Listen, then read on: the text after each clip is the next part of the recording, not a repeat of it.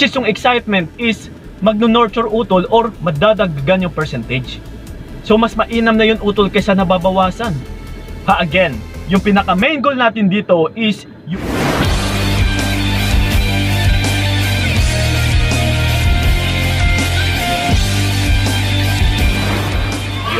what's up?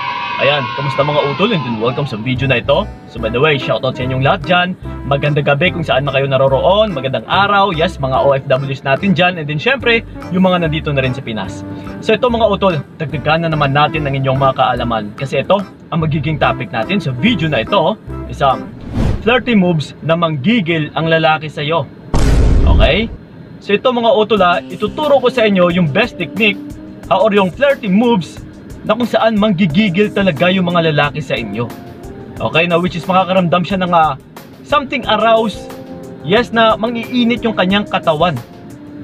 So ito mga utol, ibibigay ko sa inyo yung tamang tip na para makuha mo rin yung goal mo. Na manggigil sa'yo yung isang lalaki. So una sa lahat is, syempre walang iba, kundi dapat marunong ka rin mag dirty moves or dirty talks. Okay?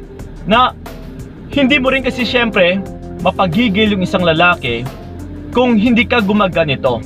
Na kahit may chance na pwede kayong mag-usap about something green, na may konting landian, is once na hindi mo kasi sinasakyan yung lalaki, ay talagang mawawalan din siya ng gana sa'yo or hindi mo siya mapapagigil sa'yo. So make sure mo lang din utol na hindi ikaw yung mag-e-initiate. What I mean dito is kumuha ka ng tiyempo na kung saan makapagbitiw siya ng salita na yung tipo na parang double meaning, na parang may konting bastos, is doon ka papasok or doon mo siya sakyan. Yes? So ganun pa man mga utol is ang lagi mo lang din tandaan dito is dapat huwag lagi-lagi. Na hindi dapat tuloy-tuloy yung paglalandi mo sa kanya. Kailangan mo ring tignan kung ano yung maging reaction niya. Kung napapansin mo na parang nanggigigil siya, na parang gustong-gusto niya, yes, batuhan at saka batuhan mo pa, pero pakonti-konti lang, huwag dire-diretso. Kailangan may isisigway ka rin na mga salita or i-change mo rin yung topic. And then ito, papasok ka na naman ulit, yung tipong pabugso-bugso lang utol. And then, ganun pa man, sa pamamagitan ng pagmamasid mo sa kanya, ito kung sa long distance relationship kayo, batuhan at batuhan mo lang siya ng mga messages na something na nilalandi mo siya. And then ang mas mainam pa dito is mag-send ka rin ng picture pero may konting pambibitin lang din. Huwag mong ipakita lahat-lahat, lalong-lalo na yung masela na parte mo dyan utol. And then kapag nag-send ka sa kanya ng picture, make sure mo lang din na hindi nakikita ang iyong pagmumukha. Okay? Kasi syempre once na boyfriend or kahit sabihin pa natin na asawa mo na, hindi kasi natin hawak yung kapalaran or kung ano yung magiging future natin. Malay mo, isang magkahiwalay nga kayo, and then marami ka nang naibato sa kanya mga pictures na naghuhubad ka pa, or kitang-kita pa ang iyong mukha, is minsan dito pa kumakalat talaga yung mga scandals. So kailangan is mag-ingat ka pa rin utol dahil yung pinaka main goal natin dito is bibitinin mo lang yung lalaki. Hindi yung ibibigay mo yung lahat-lahat.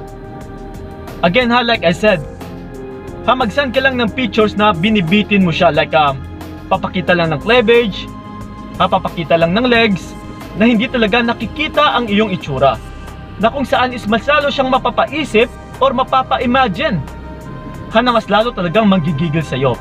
And then yung pangalawa dito is makipag eye to eye contact ka, lalong-lalo na sa personal, na kayo yung nagsasama. Yung tipo talagang ikaw mismo is parang nakukutan ka sa kanya, parang something na parang nag-e-enjoy ka or na-e-excite ka sa mga sinasabi or sa mga kinikwento niya. Yung tipong parang focus na focus ka sa kanya, lalong-lalo na kapag nag-uusap na kayo about dirty talks.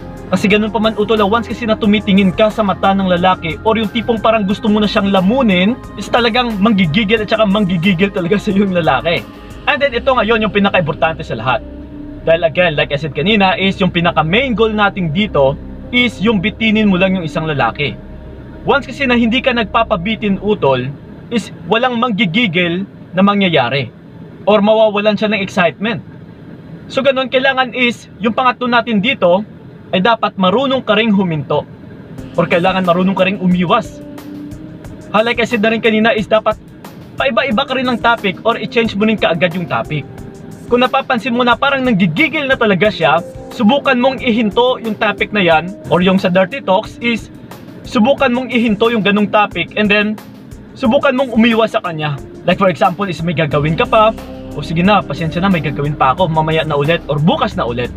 Or matutulog na ako, maaga pa ako bukas. Yan, subukan mo utol kasi once na mabitin talaga yung lalaki, is marami talagang mangyayari dito. Palagi kanyang iisip-isipin or hindi siya makakatulog. Na mas lalo siyang magigigil sa'yo. Na parang maaatat at saka maaatat siya sa'yo. Na which is yung excitement is magno-nurture utol or madadagdagan yung percentage. So mas mainam na yun utol kaysa nababawasan. Again, yung pinaka main goal natin dito is yung pambibitin.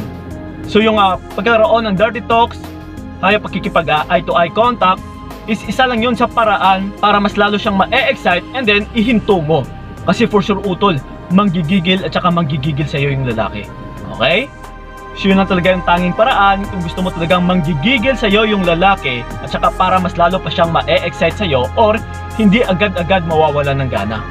So yun ang mga utulasan na nakatulong talaga yung video na ito. So ingat kayo ha. God bless and babush!